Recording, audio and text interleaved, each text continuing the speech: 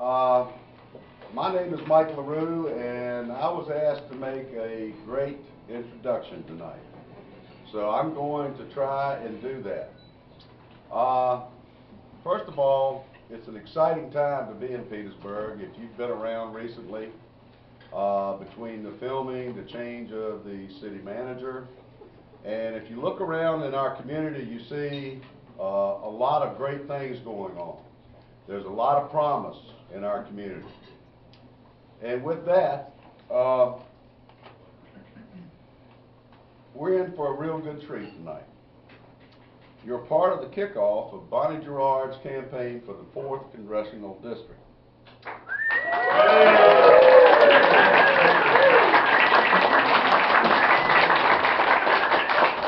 Now, when Bonnie gave me her bio, it was like 12 pages. I've kind of boiled it down to a little bit here, but I think I got the best stuff. She grew up in Washington, D.C. and Virginia, in a family long active in government and foreign service and academics. She's a Phi Beta Kappa graduate of the University of North Carolina, taking her BA degree in political science in 1988. Knowing Bonnie, I'm reminded an author once said, "Do not follow where the path may lead. Go instead where there is no path, and leave a trail." Since 1996, Bonnie has left her trail by being the driving force behind her company, China Channel. She's been responsible for the negotiation and implementation of over $1 billion worth of telecommunications and other contracts. While working in China, unfortunately, Bonnie met Roland.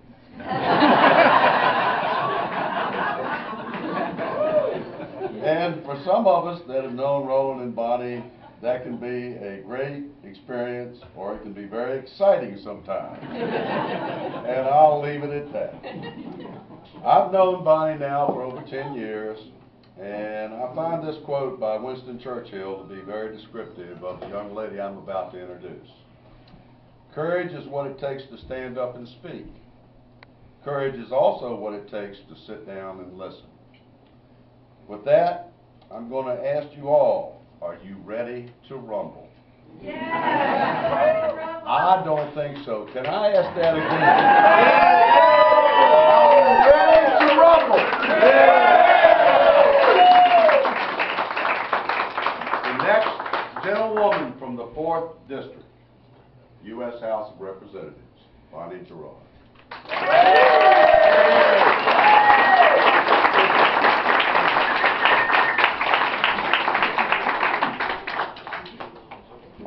A friend of mine made me a soapbox. So I'm going to stand on it. I'm going to be able to talk to you. Can everybody see? Can everybody hear me? Yes. Okay. That's what I want you to be able to do today, is to hear me for a few minutes. First of all, Mike, thank you very, very much for that introduction, for all the kind words, for all the things you said, but most importantly for the things you didn't say.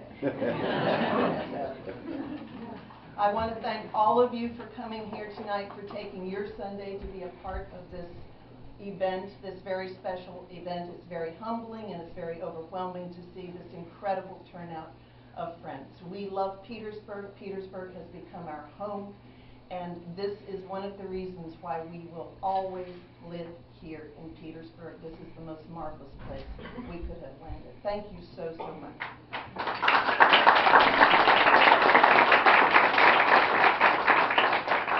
And I want to thank Ella and all of the staff at the Brick House for taking their day off to make this event possible. That's absolutely.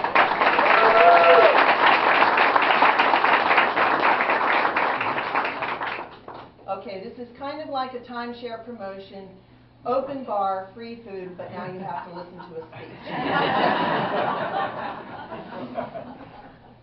So tonight I am announcing my candidacy to be the next member of the House of Representatives for the 4th District of Virginia.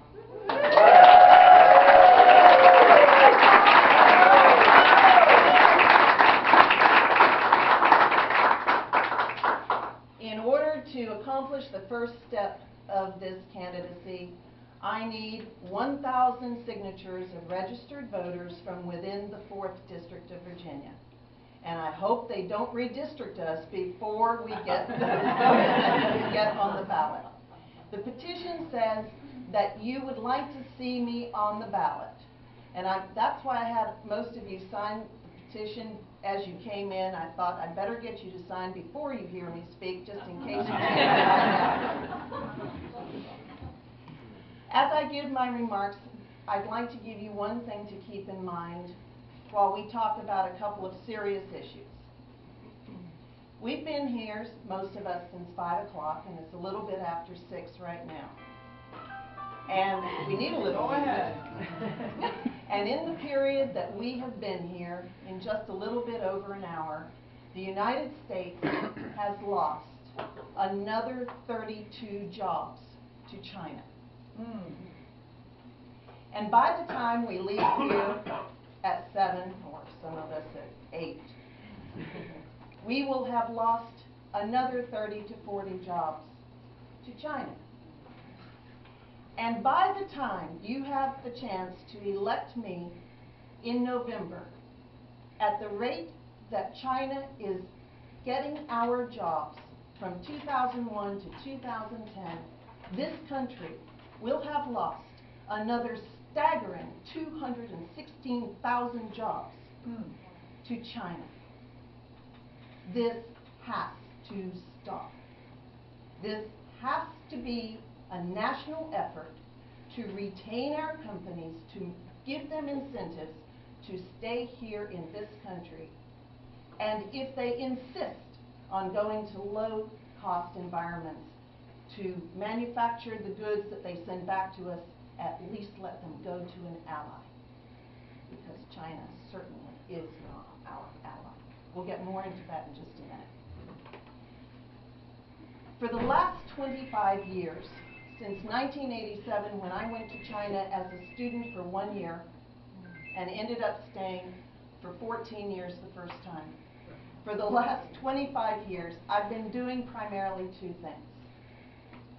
Number 1, I've been standing up for American and European businesses doing business in China, helping them to protect their intellectual property, helping them to protect the ideas, the products, and the services that they have spent millions on developing in their home markets, only to take them to China to have them stolen. Stolen is the word. I have been working to help American companies to export to China. When Roland and I brought our business here in 2001, we were very honored and have been honored every 2 years since to have been asked by the Virginia Economic Development Partnership, the Commonwealth of Virginia, to help Virginia companies export our goods and services to China. And I'm very, very proud that we've had the opportunity to do that. We have helped companies in Virginia gain on their bottom line over the last 10 years $65 million. Wow. And this is the direction of trade and engagement with China that we should be having. And it is the direction that I want to lead from when I get into Congress.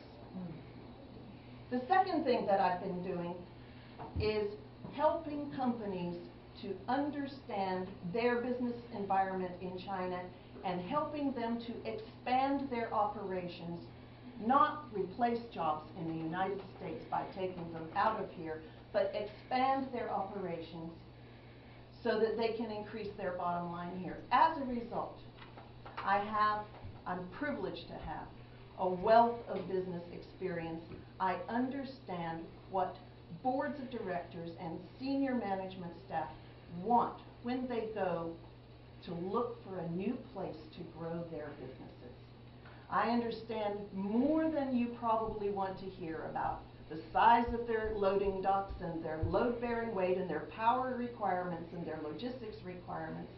I have had a deep experience with helping companies to start from scratch and a couple of years later walk out the door with a key in their hand and a building and a place to operate, not as a replacement for what they have back home, but in addition. And this experience is also what I want to bring to the office of Congress, and I'll tell you how in just a minute. Let's take China first. I want to go to Congress because I believe there is nobody there leading on correcting the strategic mistakes which this country has been making with China for the last 20 years. I believe that there are a lot of people who talk about it. I believe there are a lot of people who are deeply concerned about it. There are a lot of people who warn us about it. But I do not see a lot of action doing anything about it. When I get there, there is one thing that I will start out when I'm sworn in January, and it is this. Let's talk about the debt for a minute. First of all, we shouldn't have that debt, but we do.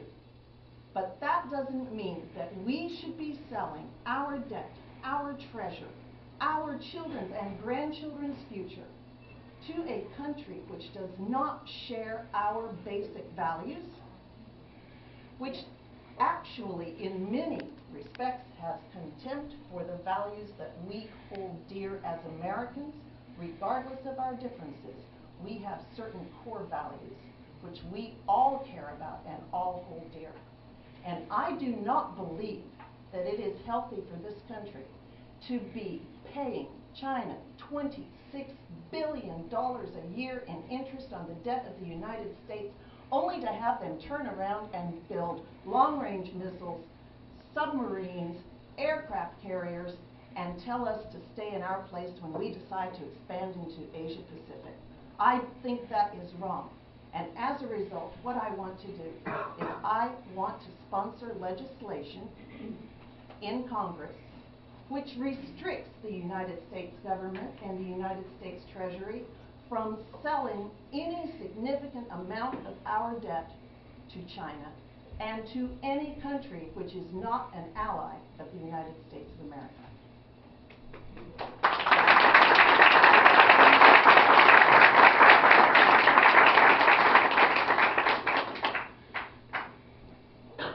The second thing that I want to do is create incentives for companies to come back to the United States. The key companies that we need to have back here are the ones that are key technologies, not just for our tech sector, but for our military sector. We have no business producing some of the things that some American companies are producing in China and sharing that information either intentionally and often unintentionally with the Chinese government. The Chinese government should not be getting what we have worked for years to develop, and which in fact is our strategic advantage. They should not be getting this information. They should not be getting it either for free or for money.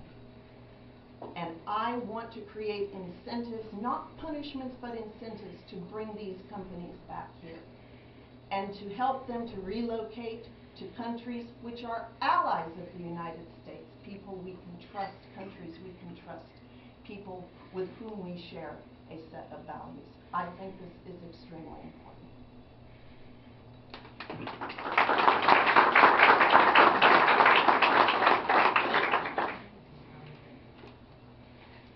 The last thing that I want to do is work for this district in a way that I don't believe has been done for the last 10 years. I think that the congressman, the congresswoman from any district is the best salesperson for that group of cities, counties, and towns that operates at the national level but represents completely local interests and concerns. There is nothing like a congressperson to be able to be the broker between what individual economic developers here in Petersburg, down in Crewe, down in Chesapeake, in Emporia, chambers of commerce, business groups, mayors, city councils, boards of supervisors, all want in terms of attracting the right kind of investment into our community so that we can have jobs here for our kids, for our grandkids, that will encourage them to stay here because they are high-value jobs, high-paying jobs. This becomes a place to stay and not a place to leave. And that is what I want to help to do in my position as Congresswoman. I want to be the salesperson for the 4th District. Hey.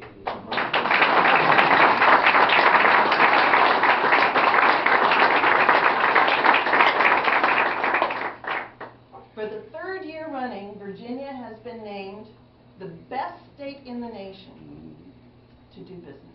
It has even been called by an impartial survey not only the best state in the nation to do business, but a role model for how other states should be doing business and attracting business and attracting inward investment. I want to make the 4th District the best district in the best state in the nation to do business. And there's one thing that I can do that any congressman can do for their district, but that I intend doing. And that is shamelessly showcasing us to investors and companies from around the world and around the country, beating down their doors. You know, as a congressperson, you don't just sit under that nice dome all day. You have some time to do some other things.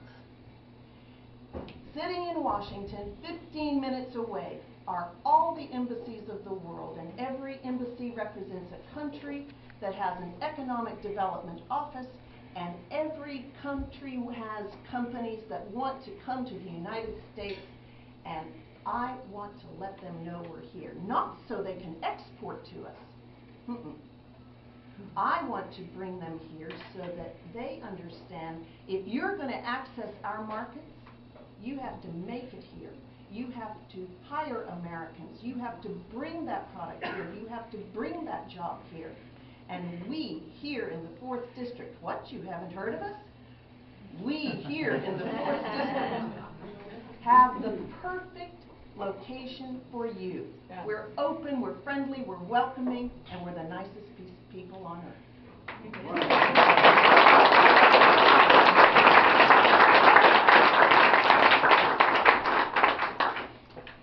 Before I close, because I think Roland is giving me the sign that the open bar closes at 7, so. Oh, we can't drink anymore? I want to remind all of us of one important aspect of our communal American life. As I said a few minutes ago, we may be of different ages, different political stripes, we may have different genders and different jobs, but I believe that there are 5 things at least that we all agree on. Freedom of speech, freedom of religion, freedom of assembly, freedom of the press, and freedom to vote for your elected representatives to send to government. These are values which, when I'm in Congress, I will keep front and center as I choose how to vote with your help on every single issue that comes before me. Those are the principles and the core values which we share. Those are the principles we have to protect. Thank you so much for giving me the opportunity to talk to you tonight. God bless, and God bless you.